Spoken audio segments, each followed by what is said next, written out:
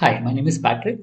This video is to tell you about CAT preparation plan. If you're preparing from 100 days to CAT, how to prepare if you're starting from scratch. So you're basically not prepared before.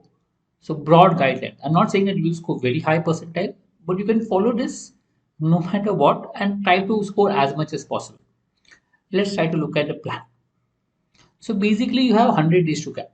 I mean, there are two broad plans. One would say try to complete your syllabus in 40 days.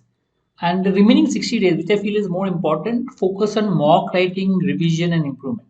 I mean, 40 days syllabus completion difficult, but yes, don't go too deep in the topic. You will come to it how to solve and try to complete. The second is write a mock along with the syllabus. That means mock you complete a syllabus in 40 days, but in between on 7 days, maybe you can write a mock. Somewhere once a week, you can write a mock. So that in 47 days, you've not only completed the syllabus, but you've also written 7 mocks during that period. So that you have a fair idea with regards to preparation. And rest 53 days, focus on mocks, revision, improvement. The only difference is in the second plan, you're writing the mocks in between your preparation. In the first plan, you're completing the syllabus and then starting a preparation. You can follow whichever plan you're comfortable with. Now, CAT, there are broadly three sections: Quant, DLR, and verbal sections. I mean, Quant is 22 questions, DLR has 20 questions, and verbal 24. Verbal section now this can change. I mean, basically, this is last year's pattern, but there could be change in number of questions. Normally, verbal comes first section, DLR second, and Quant third section. That's how the sequencing is there. Number of questions could change, though these are the questions in the last 2 years, but there could still be changes possible. I'm just giving you broad guidelines with regards to questions. We normally say start with a mock because when you understand the pattern of the paper, and that helps you to plan your preparation. So know the pattern of the paper. Once you write a mock, you know the pattern of the paper. So you know which and what to prepare exactly. Also identify your weak and strong areas. So when you write a mock, you know where have you scored less, where have you scored more. When you analyze the mock, you figure out, okay, these are the areas which I'm not comfortable with. So identify your weak area, strong area. And plan your preparation based on your target college. So you're targeting colleges which does not have sectional cutoffs and you're very weak on a section. So in that case, maybe you can focus on a strong area and try to score higher in that area, which can compensate somewhere for your weak area. Overall, your percentile could go up. But if you're looking at colleges which have sectional cutoff, most colleges do. So in that case, focus on your weak area and try to see how you can cover up on the sectional cutoffs. Preparation time. Minimum 5 to maximum 7 hours a day is what I would say if you're looking at 100 days to CAT. Tentative breakup is 2 to 4 hours Quant. More Quant because Quant syllabus is more. DLR 1 to 1.5 hours. This is the preparation time during the syllabus completion. Later on, maybe when you write a mock, you'll accordingly change. But during the syllabus completion, this is the broad guidelines. Reading, at least ensure 1 hour you read for CAT. You may just generally read separately, but for CAT, ensure that you read for 1 hour. Puzzles 15 minutes, calculation 15 minutes. So these are broad guidelines in terms of your preparation, what you need to do on a daily basis. You can modify your prep. You can say, I'll do only Quant one day, I'll do only DLR second day. That's okay. I mean, you need to experiment to see what works for you, what does not work for you. Quant section. How do you plan? The syllabus is school level syllabus, nothing beyond it. So focus on the school level syllabus. Major time is spent on Quant because Quant syllabus is huge as compared to other section. You have to study a lot to complete a Quant syllabus. When you're studying Quant, ensure that you get your fundamentals right. Solve a few sums and get your fundamentals. Don't go too deep. Don't try to solve too many sums. You will not complete your syllabus. Solve a few sums and get your fundamentals correct. Okay, need not go to sums at this stage, tough sums. I mean, focus on easy and medium sums because if you go to tough sums, you'll spend a lot of time on it, and you may in the exam actually leave a tough sum. So focus on the easy and medium tough sums which you're comfortable with. Mistakes that people do: spend too much time on one topic. I mean, take a topic, spend a lot of time because they find it difficult, and later on they decided I'm going to anyway skip this topic. So you've wasted a lot of time on one topic. So my suggestion is don't waste too much time on an individual topic. Allocate a few days earlier, and in that days, how much ever you complete, and then go to next topic. Don't extend the number of days. You can come back to a topic when you're writing mocks for revision purpose. Focus on quantity rather than quality. People try to solve a lot of sums. Doesn't help. It is more important that you understand the concept than maybe trying to solve a lot of sums. So focus on quality rather than quantity. Don't only focus on trying to solve a lot of sums or quantity or more time. People also study 10, 12 hours a day. It doesn't help. The moment your mind is saturated, you will not be able to learn much. So focus more on quality learning than quantity learning. Spending too much time on tough sums take a longer time to solve. Eventually, you may actually leave tough sums in the exam. So don't spend too much time right now on tough sums. Try to focus on completing the syllabus as fast as possible using easy and medium sums. Practice and solve concepts that are not people do that. I mean, for example, remainder theorem, binomial, they're tough concepts. People spend a lot of time on that. Later on, they realize that these don't come in the exam at all. The remainder theorem, binomial theorem, base system, trigonometry formula don't come in the exam. So don't spend time on concepts which are beyond 10th standard or school level. Focus more on school level simple arithmetic algebra concepts that could help you with regards to cracking the exam.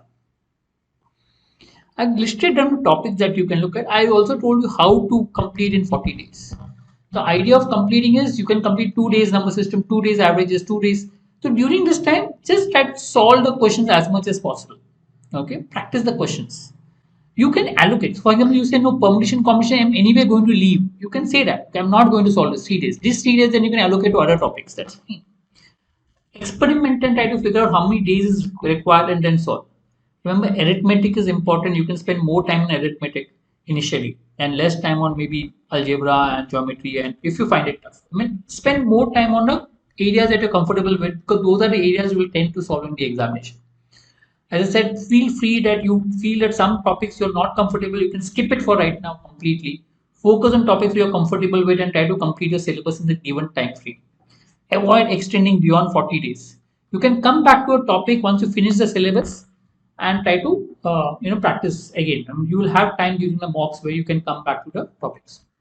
Again, during these 2 days, try to take a few sums and practice. Go to the concepts, but focus on practicing more sums just to understand the concepts or get a hang of solving the sums.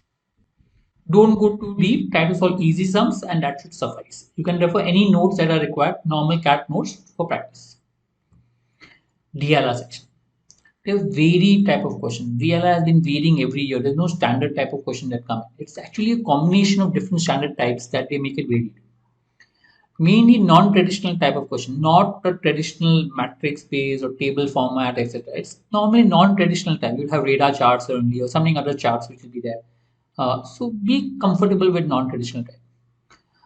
Focus first on getting familiar with the traditional type and then move on to non-traditional because going directly to non-traditional could make it a little difficult. So my suggestion is initially in the first syllabus phase, try to be familiar with the normal traditional like bar chart, line chart, matrix based sums, etc. Venn diagram. Puzzle solving helps you to think. So I normally recommend solve one puzzle a day because that helps you to think better and that helps you to crack that non-traditional type of questions. Daily plan. 1 to 1.5 hours of DLR sets sufficient to spending. Maybe on 1 hour you can spend 2, 3, 4 sets, whichever it is.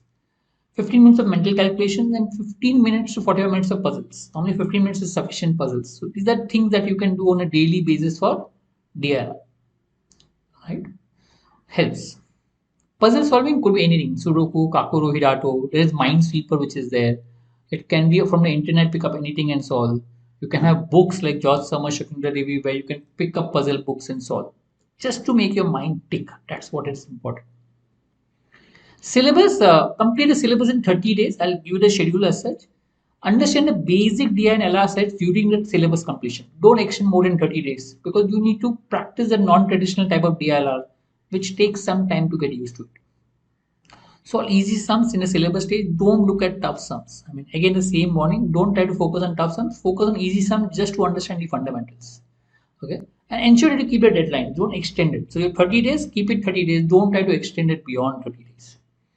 So mistakes that people do is they too much focus on books while preparing. Actually, DRR from books is not a very good thing to solve. It is in the second stage of preparation because books are more focused on concept, but in the second stage you need to try to solve mixed sums. So DLR sets from the mocks are better when you're solving in the second stage. Don't spend too much time on a single set, doesn't help. I mean, a single set, if you solve too much time, you'll be ending up wasting your time and you may not be able to solve enough sets. Take some time, try on your own. If you don't get it, look at the solution. That's how you need to go about it. Broadly, how to spend 30 days, 10 days on DI, 20 days on LR. One day when you say, just take a few bar charts and practice, just to get a hang of it. Just take a few line graphs and practice, just to get a hang of it. So 10 days of DI and 20 days of logic. right? More time on logic because in the CAT exam of late there have been more logic sets as compared to DI sets. DI is also important because the easy set has been a DI in the last couple of years, right? So don't neglect. Coming to verbal more of reading. If you look at a breakup, most of the questions are reading comprehension, 16 out of 24.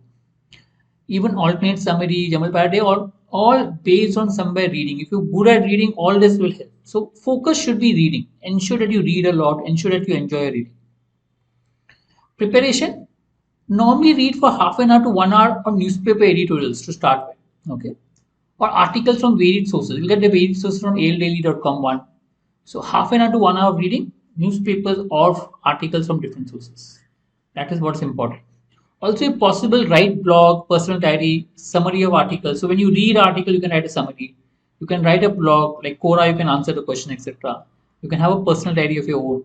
Helps when you write, your language that you construct that automatically becomes better. So when you write, because you need to think consciously to ensure that you write. Reading helps your unconscious mind to understand the language, whereas writing helps your conscious mind to go about it. Read novels or articles on topics that you like. So you need to mix your reading, something that you like reading and something that is varied, both. Okay. So that you need to enjoy your reading in the end of the day. Creating a good habit of reading basically involves enjoying your reading. That's what is important. Mistake that most people do, and a common mistake is not reading regularly. Reading is the most important thing for CAT. It helps not only in Quant, it helps to understand DLR and concepts as well. To ensure that you read regularly, right? I hope this will help you understand how to prepare for CAT. Follow this if possible, and that will help you to score well. Thank you.